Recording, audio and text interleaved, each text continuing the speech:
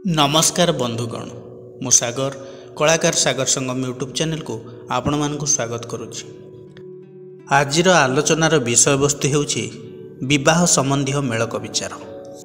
ज्योतिष शास्त्र को विश्वास करुथिबा समस्त व्यक्ति विशेष मानकु मोर अनेक अनेक शुभेच्छा और शुभकामना। वीडियो आरंभरू किछि देखि शिखिबे बोली मोर आशा और विश्वास। दयाकरी भिडियोटी को स्किप न करी शेष पर्यंत शुणिया ପାଇଁ चेष्टा करिवे। तेबे आसंतु जानिबा विवाह मेलक विषय रे। विवाह ପାଇଁ जातक मेलक निश्चित भाव एक गुरुत्वपूर्ण कार्य।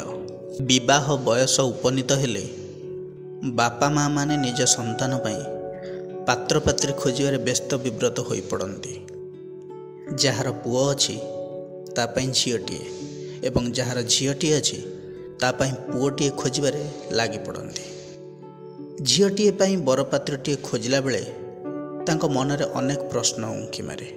पुओटीर चरित्र केमिति हेइथिबो, रोजगार क्षम अछि ना नाही, सरकारी चाकरी करिछि ना प्राइवेट चाकरी, जदि भी चाकरी करिनी तेबे बिजनेस करुछि ना नाही, आ जो बिजनेस करुछि सेथरु तार इनकम होउछि ना नाही, देखिबा को केमिति सुंदर ना असुंदर, कला ना गोरा, आम झील को खुशी रे रखि पारिबो ना नहीं। बेसी बड़ परिवार हेले आम झील तो चली पारिबोनी। मो झील गेल्हारे पड़िछि, किछि शिखिनी, केमिति चलिबो, कौन करिबो, शाशुघर लोक केमिति पड़िबे, एमती अनेक कथा। ठीक सेमिति जेतेबेले पुओटीए पई झीलटीए खोजा चली थाए, बापा माँ मन अनेक प्रश्न एहीपरि भाव में उंकी मारि थाए।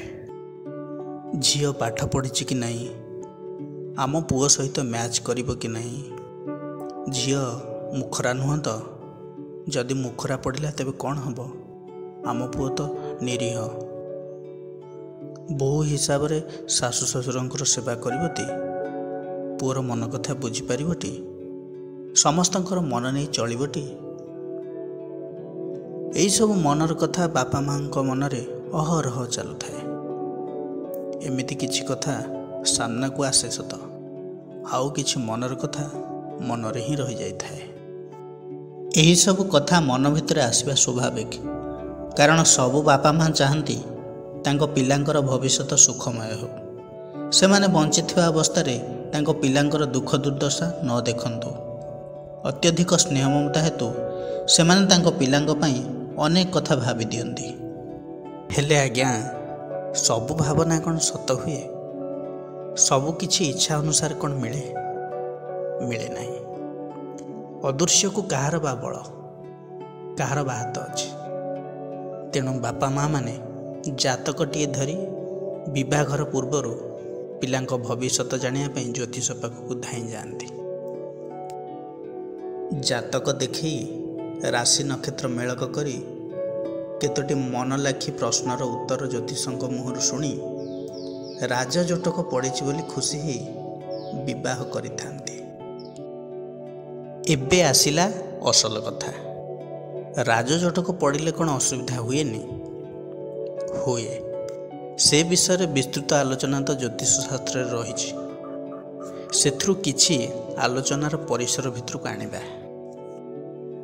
पांजी रे दिया जाइथिबा विवाह दशमूलक सूत्र अनुसार बर कन्यांकर राशि नक्षत्र को नहीं मेलक करा जाए।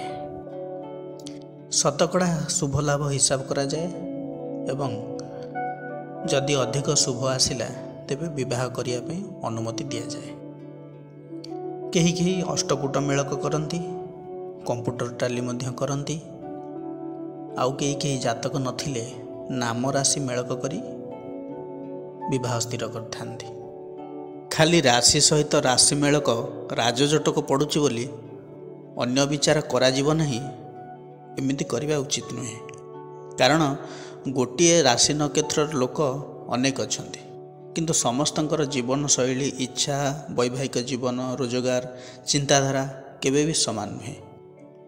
उदाहरण स्वरूप गोटिए राशि रे जन्म होइथिबा 1 लाख लोकंकर कुंडली केबे भी समान नुहे। राजजोटक पड़िला विवाह करे दे जेतले समस्यार सम्मुखीन होबाक पड़ुची ସେତେବେଳେ ଆଉ ସମସ୍ୟାର ସମାଧାନ କରିବାର ରାସ୍ତା ଜୁଟୁନି। ଯେ ଜାତକ ପକାଇ ବାହାଘର କଲୁ କିନ୍ତୁ ଏମିତି ସବୁ ଘଟିଲା। କେଉଁଠି ନା କେଉଁଠି ଜ୍ୟୋତିଷକୁ ବିଶ୍ୱାସ କରୁଥିବା ମଣିଷଟି ଜ୍ୟୋତିଷ ଶାସ୍ତ୍ର ଉପରୁ ଆସ୍ଥା ହରାଉଛି। କାରଣ ବିନା ରାଜଜୋଟକରେ ସାଧାରଣ ମେଳକ ହୋଇ ଜଣେ ଯେତେବେଳେ ସୁଖ ସ୍ୱାଚ୍ଛନ୍ଦ୍ୟରେ ରହୁଛି, ମନରେ ପ୍ରଶ୍ନ ତ ନିଶ୍ଚୟ ସୃଷ୍ଟି ହେବ। ତେଣୁ ରାଶି ମେଳକ ସହିତ ଉଭୟ ଝିଅ ଓ ପୁଅଙ୍କର କୁଣ୍ଡଳୀ ମେଳକର ଆବଶ୍ୟକତା ରହିଛି। କୁଣ୍ଡଳୀ ମେଳକରେ ଉଭୟ କୁଣ୍ଡଳୀରେ ଚନ୍ଦ୍ରଙ୍କର ସ୍ଥିତିକୁ ଦେଖିବାକୁ ହୁଏ। କାରଣ ଚନ୍ଦ୍ର ହେଉଛନ୍ତି ମନକାରକ ଗ୍ରହ। ଚନ୍ଦ୍ର ଯଦି ପାପ ଗ୍ରହ ପ୍ରଭାବରେ ରହିଥାନ୍ତେ ତେବେ ପାପ ଫଳ ଦିଅନ୍ତି, ଶୁଭ ଗ୍ରହର ପ୍ରଭାବରେ ରହିଲେ ଶୁଭ ଫଳ ଦିଅନ୍ତି। ତେଣୁ ଉଭୟ ଗୋଷ୍ଠୀରେ ଚନ୍ଦ୍ରଙ୍କର ବଳାବଳ ବିଚାର କରିବା ନିହାତି ଆବଶ୍ୟକ। ତାପରେ ଆସିଲା ମଙ୍ଗଳଙ୍କର ବିଚାର କେମିତି କରିବେ? ଜାତକରେ ଦେଖିବେ ମଙ୍ଗଳ ଦୋଷ ଅଛି କି ନାହିଁ। କାରଣ ମଙ୍ଗଳ ଦୋଷଯୁକ୍ତ ହେଲେ ବୈବାହିକ ଜୀବନରେ ଝଡ଼ ସୃଷ୍ଟି ହୁଏ। କୁଣ୍ଡଳୀ ମେଳକରେ ଉଭୟ ଝିଅ ଓ ପୁଅର କୁଣ୍ଡଳୀରେ ମଙ୍ଗଳର ଅବସ୍ଥିତିକୁ ଲକ୍ଷ୍ୟ କରି ତାର ଶୁଭାଶୁଭ ବିଚାର କରିବେ। ମଙ୍ଗଳ ହେଉଛନ୍ତି ଉଗ୍ର ଗ୍ରହ, ପାପ ଗ୍ରହ।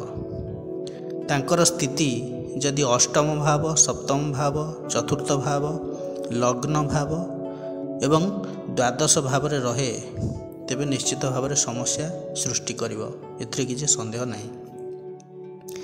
ସେମିତି ଆସିଲା ବିଚ୍ଛେଦାତ୍ମକ ଗ୍ରହ ରାହୁ। ରାହୁଙ୍କର ଦୁସ୍ଥାନ ସ୍ଥିତି ଅତ୍ୟନ୍ତ କ୍ଷତିକାରକ ବୈବାହିକ ଜୀବନ ପାଇଁ। ମାନେ ଅସୁବିଧା ଏମିତି ସୃଷ୍ଟି କରେ, ମାନେ ଛାଡ଼ପତ୍ର ପର୍ଯ୍ୟନ୍ତ ବି କଥା ଯାଏ। ବୈବାହିକ ଜୀବନକୁ ପୁରା ଅସାମାଜିକ କରିକି ରଖିଦେଇଥାଏ। ସପ୍ତମ ଭାବ, ଲଗ୍ନ, ଦ୍ୱାଦଶ ଭାବରେ ଏବଂ ଅଷ୍ଟମ ଭାବରେ ରାହୁର ସ୍ଥିତି ଅତ୍ୟନ୍ତ ଦୋଷଯୁକ୍ତ ହୋଇଥାଏ। ସେମିତି ପୁଅର କୁଣ୍ଡଳୀରେ ଶୁକ୍ରଙ୍କର ବଳାବଳକୁ ଦେଖିବାକୁ ପଡ଼େ ଏବଂ ଝିଅ କୁଣ୍ଡଳୀରେ ବୃହସ୍ପତିଙ୍କର ସ୍ଥିତି ବଳାବଳକୁ ନେଇ ଫଳାଦେଶ କରିବା ଉଚିତ। ଉଭୟ କୁଣ୍ଡଳୀରେ ଲଗ୍ନର ବଳାବଳକୁ ବିଚାର କରିବାକୁ ପଡ଼େ। କାହିଁକି ନା ଉଭୟ ଗୋଷ୍ଠୀରେ ଲଗ୍ନର ସ୍ଥିତି ଶୁଭ ରହିବା ଦରକାର। ଯଦି ଜାତକରେ ଲଗ୍ନର ସ୍ଥିତି ଶୁଭ ରହିନଥାଏ, ଅଶୁଭ ଗ୍ରହର ପ୍ରଭାବରେ ଲଗ୍ନ ଥାଏ କି ଲଗ୍ନ ଭାବ ଥାଏ କି ଲଗ୍ନପତି ଅସ୍ତ ହୋଇଯାଇଥାଏ କି ଲଗ୍ନ ଷଷ୍ଠ ଅଷ୍ଟମ ଭାବର ଗ୍ରହର ପ୍ରଭାବରେ ରହିଥାଏ, ଏସବୁ ରହିବା ଦ୍ୱାରା ନିଶ୍ଚିତ ଭାବରେ ଶାରୀରିକ ଦୃଷ୍ଟିକୋଣରୁ କିଛି ନା କିଛି ସମସ୍ୟା ରହିଥାଏ। ତେଣୁକରି ବୈବାହିକ ଜୀବନ କ୍ଷେତ୍ରରେ ରୋଗ ବି ଗୋଟେ ସମସ୍ୟା। ଏମିତିରେ ତ ଶରୀର ଅଛି ମାନେ ରୋଗ ଅଛି, କିନ୍ତୁ କଣ୍ଟିନ୍ୟୁଅସଲି ପ୍ରୋସେସ୍ରେ ଯଦି ଜଣେ ଅସୁସ୍ଥ ରହିବ ତେବେ ତା'ର ପାର୍ଟନରର ମାନସିକ ସ୍ଥିତି କେମିତି ରହିବ, ଆର୍ଥିକ ସ୍ଥିତି କେମିତି ରହିବ, ଭବିଷ୍ୟତରେ ସନ୍ତାନ ଜନ୍ମ କ୍ଷେତ୍ରରେ ବି ଅସୁବିଧାର ସମ୍ମୁଖୀନ ହେବାକୁ ପଡ଼ିବ। ଏମିତି ଅନେକ ଦେଖାଯାଇଛି। ତେଣୁକରି ସେଇଟା ମୁଖ୍ୟ ଜିନିଷ। ଷଷ୍ଠ ଭାବ, ଅଷ୍ଟମ ଭାବକୁ ଗୁରୁତ୍ୱ ଦେବା ଦରକାର। ତାପରେ ଆସିଲା ସପ୍ତମ ଭାବ। ସପ୍ତମ ଭାବ ହେଉଛି ସ୍ୱାମୀର ଭାବ, ସପ୍ତମ ଭାବ ହେଉଛି ସ୍ତ୍ରୀର ଭାବ। ତେଣୁ ସପ୍ତମ ଭାବ ଉଭୟ କୁଣ୍ଡଳୀରେ କିପରି ଅଛି ତାକୁ ଦେଖିବାକୁ ପଡ଼ିବ। ସପ୍ତମପତି ଶୁଭ ଗ୍ରହର ଯଦି ପ୍ରଭାବରେ ଅଛି ତାହେଲେ ଶୁଭ ଫଳ ଦେବ।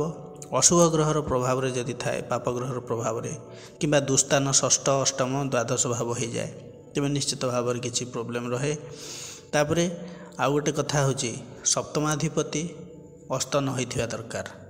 ସପ୍ତମାଧିପତି ଦୁସ୍ଥାନ ଅଧିପତିର ନକ୍ଷତ୍ରରେ ବି ନ ରହିବା ଦରକାର କିମ୍ବା ରାହୁ ପ୍ରଭାବିତ ନ ହୋଇଥିବା ଦରକାର। ତେଣୁ ଇଏ ତ ହେଲା ସପ୍ତମ ଭାବର ବିଚାର। ଉଭୟକୁ ବାଲାନ୍ସ କରିକି ଫଳାଦେଶ କରାଯିବ। ତାପରେ ଆସିଲା ପଞ୍ଚମ ଭାବ। ପଞ୍ଚମ ଭାବ ହେଲା ସନ୍ତାନ ଭାବ, ପ୍ରେମ ପ୍ରଣୟର ଭାବ। ତେଣୁ ପଞ୍ଚମାଧିପତି ବଳବାନ ରହିବା ଦରକାର ଉଭୟ କୁଣ୍ଡଳୀରେ ଏବଂ ଶୁଭ ଭାବରେ ରହିଥିବା ଦରକାର, ଶୁଭ ଗ୍ରହର ପ୍ରଭାବରେ ରହିଥିବା ଦରକାର। ସେମିତି ନବାଂଶ କୁଣ୍ଡଳୀରେ ସପ୍ତମପତି ଶୁଭ ସ୍ଥାନରେ ରହିବା ଦରକାର। ଯଦି ଷଷ୍ଠ ଅଷ୍ଟମ ଦ୍ୱାଦଶରେ ରହିଲା ତାହେଲେ କ୍ଷତି କରିଥାଏ ଏବଂ ରାହୁ ମଙ୍ଗଳ ଶନି ଏହି ପାପଗ୍ରହର ପ୍ରଭାବରେ ନ ରହିଥିବା ଦରକାର। ତେଣୁ ଉଭୟ କୁଣ୍ଡଳୀକୁ ପୁଙ୍ଖାନୁପୁଙ୍ଖ ଭାବେ ବିଚାର କରି ଫଳାଦେଶ କରିବେ। ଜ୍ୟୋତିଷ କାହାର କପାଳ ଲିଖନକୁ ପରିବର୍ତ୍ତନ କରିପାରିବ ନାହିଁ, କିନ୍ତୁ ସଠିକ୍ ମାର୍ଗଦର୍ଶନ ନିଶ୍ଚିତ କରିପାରିବ। ତେଣୁ କୁଣ୍ଡଳୀ ମେଳକରେ ଏହିସବୁ ଦିଗ ପ୍ରତି ଧ୍ୟାନ ଦେଲେ ବୈବାହିକ ଜୀବନ ସଫଳ ହୋଇପାରିବ। ଆଶା କରୁଛି ଏହି ଭିଡ଼ିଓଟି ଆପଣମାନଙ୍କୁ ନିଶ୍ଚୟ ଭଲ ଲାଗିଥିବ। ଯଦି ଭଲ ଲାଗେ ଲାଇକ୍ ସେୟାର କମେଣ୍ଟ କରିବାକୁ ଜମାରୁ ଭୁଲିବେ ନାହିଁ। ଆଉ ହଁ, ଯଦି ମୋ ଚ୍ୟାନେଲକୁ ସବସ୍କ୍ରାଇବ୍ କରିନାହାନ୍ତି ତେବେ ଚ୍ୟାନେଲକୁ ସବସ୍କ୍ରାଇବ୍ କରି ସାଇଡ଼ରେ ଥିବା ବେଲ୍ ଆଇକନ୍କୁ ପ୍ରେସ୍ କରି ନୋଟିଫିକେସନ୍କୁ ଅଲ୍ କରନ୍ତୁ, ଯାହାଫଳରେ କି ମୋ ଭିଡ଼ିଓର ସମସ୍ତ ନୋଟିଫିକେସନ୍ ପ୍ରଥମେ ଆପଣମାନେ ପାଇପାରିବେ। ପୁଣି ଆସିବି ଆଉ ଗୋଟେ ନୂଆ ଅଧ୍ୟାୟକୁ ନେଇ। ସେ ପର୍ଯ୍ୟନ୍ତ ରହୁଛି, ନମସ୍କାର।